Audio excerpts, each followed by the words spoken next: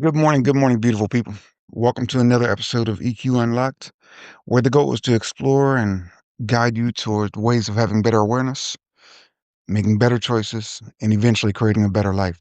My name is Matthew F. Stevens, and in this episode, we're going to discuss how trauma became my identity, and eventually I was able to choose myself. So, as always, this episode is not about blaming anyone. It's about me taking ownership. It's about awareness and where I eventually got the permission from to heal. You know, it took me a long time to realize that trauma didn't just happen to me. It really shaped who I thought I was. And so if you ever feel like you're stuck in patterns that you didn't choose for yourself, hopefully this episode will offer you some clarity. And so let's get into it. So, you know, in my life, trauma had essentially shaped my entire existence. In the earlier years, the 2 to I'll just go as wide as 16 range, it wasn't a choice that I made. I didn't choose to have myself in situations that were traumatic, right? I didn't choose to experience sexual abuse as a child. I didn't choose to even experience sexual abuse as a young man.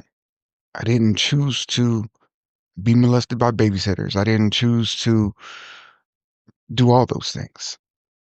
However, and this is a very key important part, what I had to eventually face is that I was choosing to allow those events to dictate my life. And so that came at a cost, right? It made me suppress who I really was. It developed in me a hypervigilance toward everything around me, everyone around me, over responsibility and irresponsibility, people pleasing, control, emotional armor. Like those are just some of the adaptations that I took on. And for a time period, those worked for me. For a time period, they actually worked for me.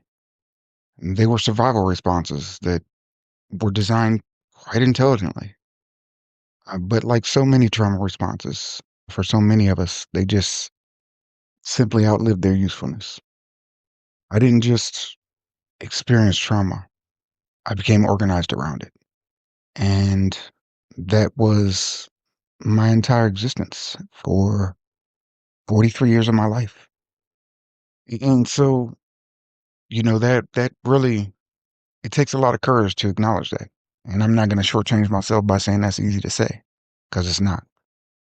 And the defining moment came to me after I had got the paperwork from the courts saying I had lost my daughter, custody of my daughter. I was already at a state trying to work on myself. I was already away from my family. And I remember talking to my attorney, and he is an amazing guy. He is an amazing guy. And he told me, he said, "You know what, Matthew?" He said, "You know what I think you need to do right now is just take care of yourself. This battle will be here whenever you're ready to go back and fight it." And that was the first time I had ever been given permission to take care of myself. Now, you might be saying to yourself, that's weird. You're 43 years old. What do you mean somebody gave you permission? Well, while I was very much 43 years old at that point, my way of operating was stuck at different points in my trauma. And so forever I had been the the protector, the fighter, the person who would be there when everything was going to shit. I was the person who kept my feelings stabilized when all hell was breaking around me, right? But with this simple statement, my attorney gave me the permission to really dig into myself and to take care of myself. I didn't realize that when he said it. It didn't cross my mind when he said it. But several months after he said it, I could look back and recognize, wow, that's the first time I ever had permission to actually heal. And so how did all this come about, right? How did all this hurt just continue to happen in my life? Well, like I said, when I was a small child, when I was even a young teenager, the things that were happening to me were people actively hurting me. But after that time period, people weren't necessarily actively hurting me, but I would instinctually put myself into situations where I was actively hurt. Some examples of that are my first marriage. You know, really hurts me to say this, and it's it's very difficult. But my first wife would beat on me, on a regular basis. Now, I'm not angry at her for that. I'm not even hurt by that anymore, by her actions rather. But what I am hurt by, what I am bothered by, is my own willingness to tolerate that. And so, that was a really profound thing because what I realized is that I took her behaviors toward me and I envisioned that she would treat our children the same way. And so even after we were divorced, even after I left her, my mind would always automatically go back to how am I going to protect my kids if I'm not involved, right? If I'm not there continuously, how am I going to protect my kids? And that's the truth.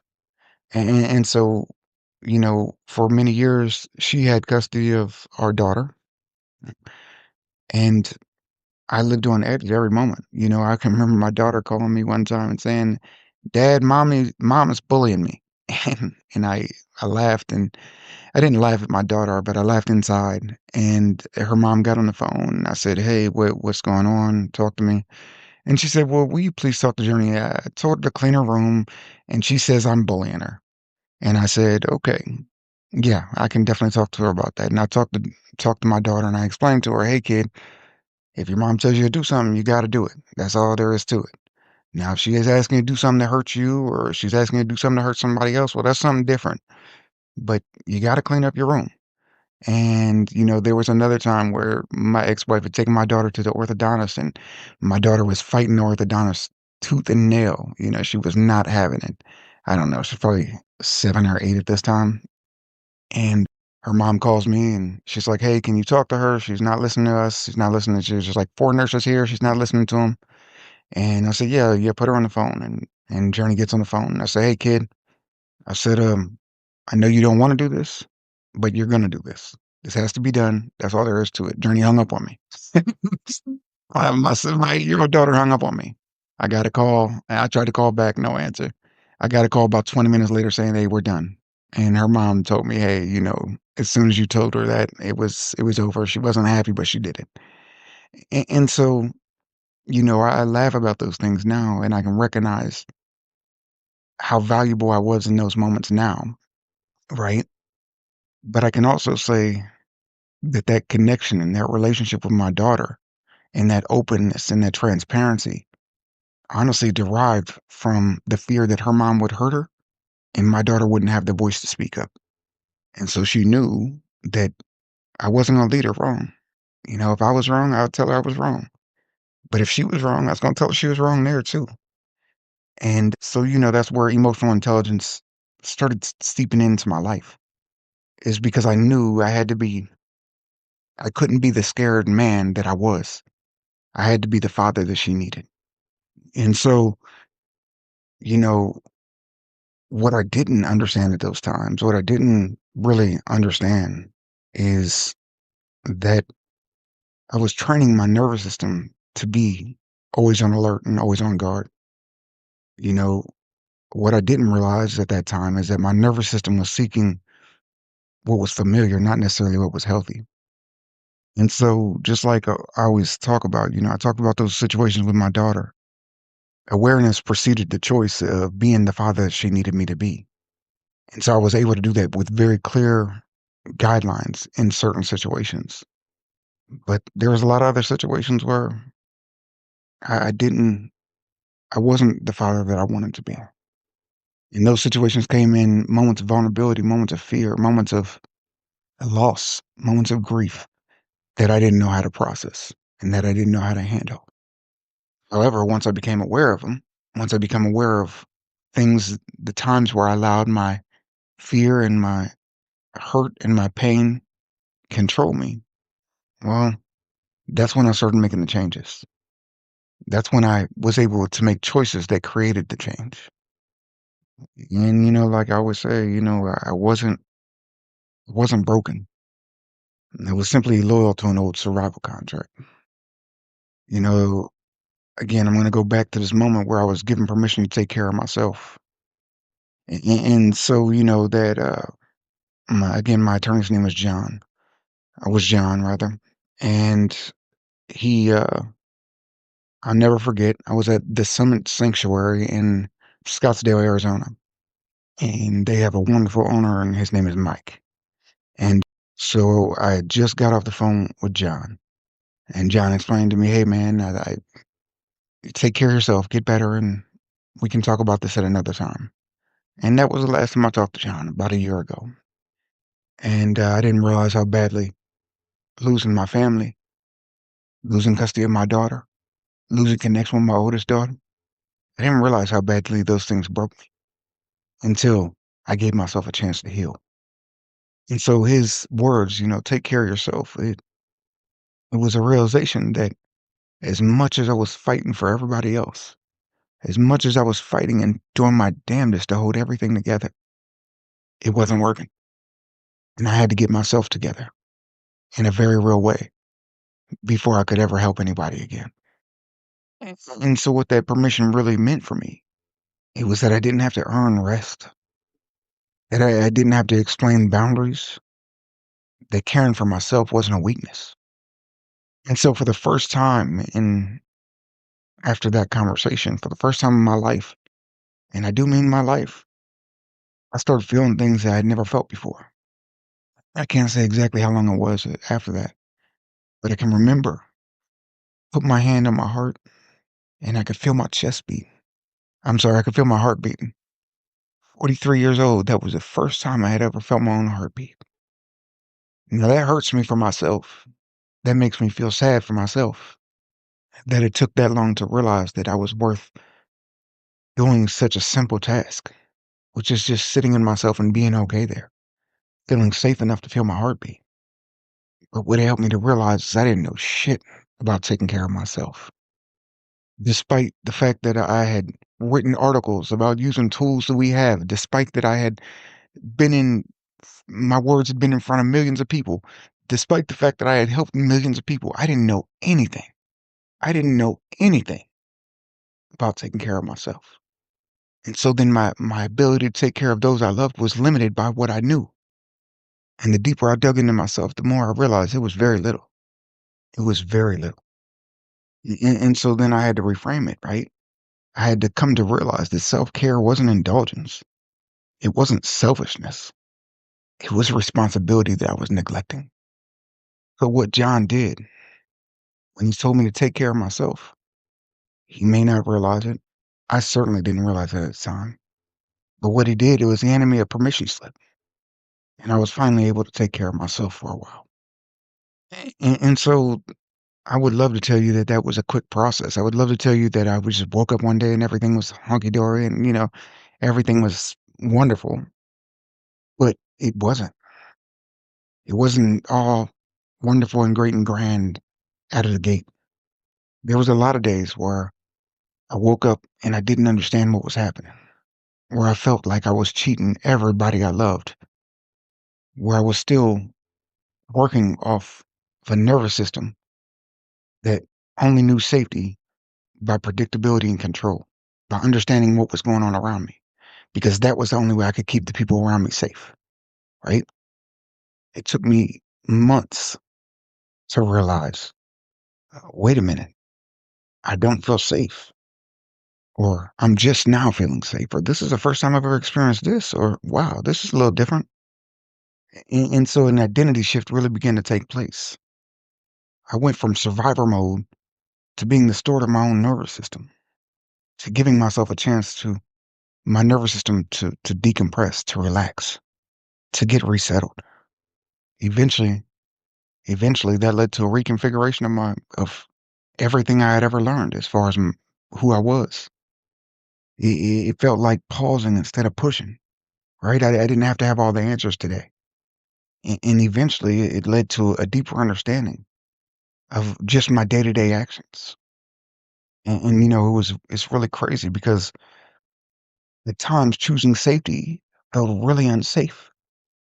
Choosing safety felt really, really uncomfortable because I was so used to chaos that I couldn't even wrap my mind around what this feeling of non-chaos felt like. And so eventually I got to choose safety intentionally. And so, of course, I use nulls and installing new programs, and I'm learning and I'm growing and I'm doing things differently. And for too long, I start to notice that I'm making new choices. I'm creating new wiring in my brain. I'm becoming a different person. And this time I'm becoming that person by choice. And so I don't know you, but I have a feeling that if you're listening to this, then once or twice in your life, you probably found yourself in survival mode. So, I'm going to ask you some questions. And I really want you to think about this. In your life, when you were in survival mode, right? Or if you're still in survival mode, I don't know. But who did you have to become to survive? What if your behaviors protected you, but now they cost you? What behaviors are you displaying that used to serve a purpose, but now they're just running your life unnecessarily? Where in your own life are you still waiting for permission? And what would self-care look like if it were a responsibility and not a reward? I ask these questions because these were the questions I had to ask myself. And, coming up with these answers was no quick feat. It wasn't something I just woke up and just, oh yeah, I understand all these things now. No, it took time. And, again, I think I talked about this before in a previous episode, or you know, but I realize that not everybody can just get up and leave where they're at. I get that. But all of us can take some time for ourselves. All of us have 10 minutes, 5 minutes a day to invest in ourselves. And I know that a lot of people who are uncomfortable, especially people who have experienced traumatic events, people who have lived off of chaos and caffeine, right? I know there's a lot of people out there like that. And I know that if you're hearing this and I'm telling you that maybe you should take 10 minutes a day just to meditate. And you're saying, oh no, I hate that. It feels so yucky. It feels yucky because you're not used to it. It feels uncomfortable because you don't even know how to sit in your own skin without reacting to the world around you. And that's why it feels uncomfortable.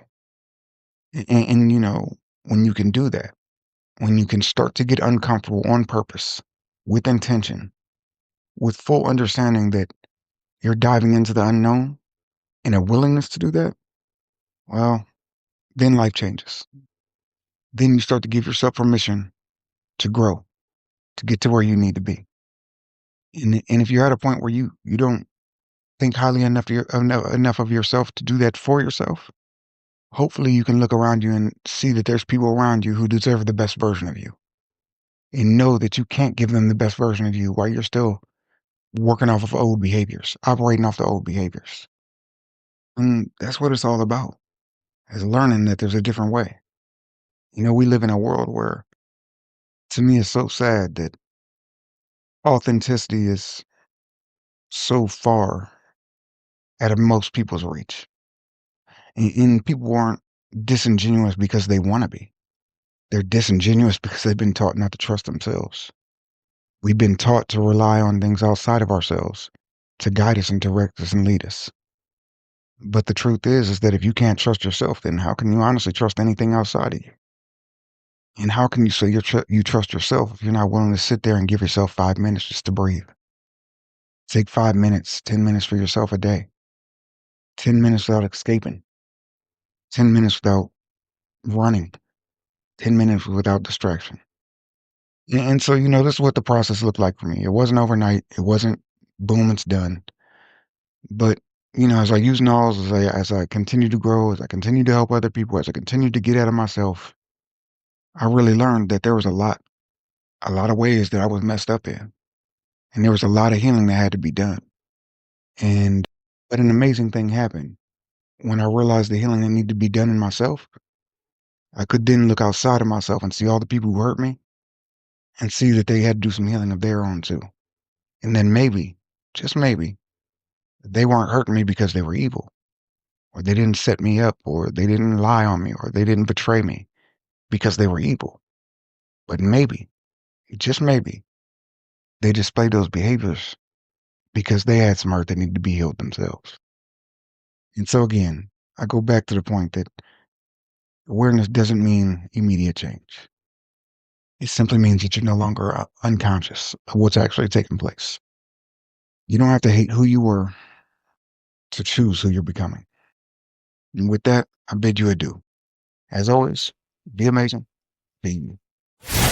As this episode comes to a close, take a moment to notice what stood out for you. Emotional intelligence isn't about having all the answers. It's about building awareness, understanding yourself and the people around you, and choosing how you respond, especially when things feel difficult. Growth happens through reflection and practice, not pressure or perfection.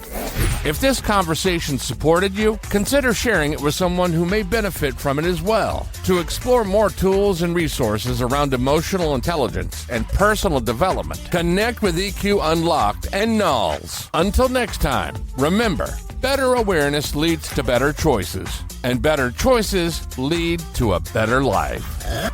This is EQ Unlocked.